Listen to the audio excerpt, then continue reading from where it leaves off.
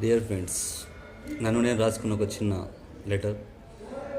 బాధలే మిగిలాయి నా పగిలిన గుండె నుండి, నా సంతోషాలని కోల్పోయాను నీ జ్ఞాపకాల నుండి. అలాగే నా కాళ్ళు కదలలేకపోతున్నాయి మనమిద్దరం నడిచిన దారుల నుండి. ఎందుకంటే మనం చేసినది నేరం ఎటువంటిది ఏది లేకున్నా చివరికి నా దగ్గర మిగిలింది ఒకటే, నా ప్రాణం అంటూ.